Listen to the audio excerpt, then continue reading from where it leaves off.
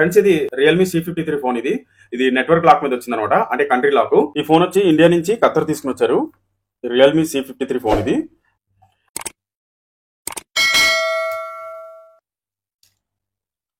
అయితే ఇందులో సిమ్ వేస్తుంటే సిమ్ అయితే పనిచేయట్లేదు. సిమ్ చూడండి, సిమ్ వేసాను, ఇక్కడ సిమ్ ఖత్తర్ సిమ్ వేస్తున్నాను. ఈ సిమ్ వేసిన తర్వాత ఇలా చూపిస్తుంది.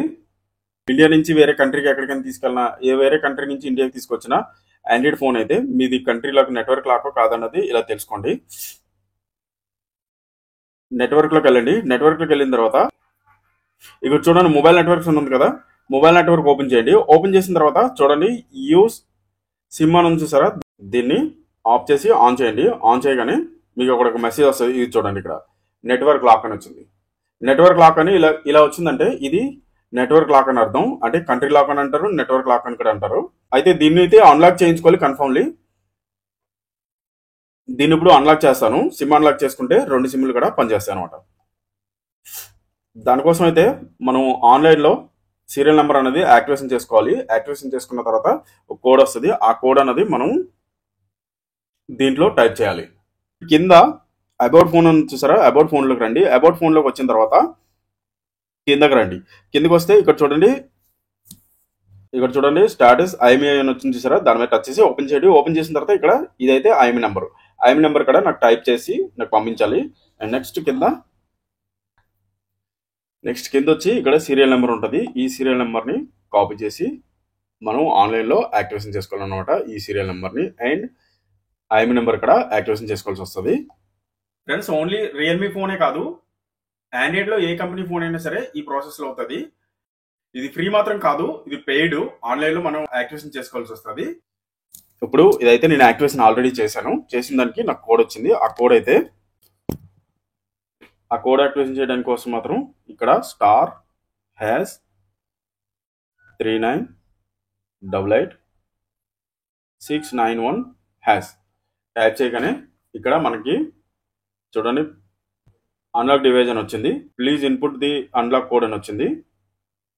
ఇక్కడైతే కోడ్ మనం టైప్ చేయాలి. ఆ కోడ్ వచ్చి A34CEE 76B7CA FD64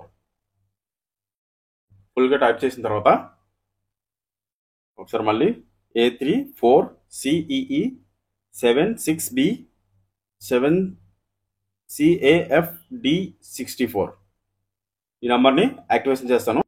ఇక్కడైతే అగైన్ అని అడిగింది.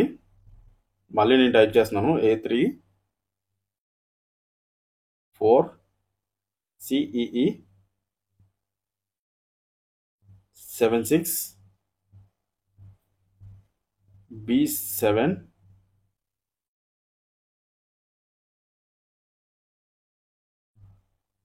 CA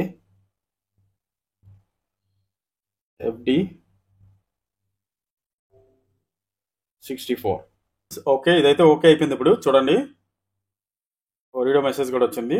సిమ్ కార్డ్ది చూడండి, ఇక్కడ ఒరిడో అని వచ్చింది. ఓకే ఫ్రెండ్స్, ఇప్పుడు కస్టమర్ కేర్కి కాల్ చేసి చూస్తాను.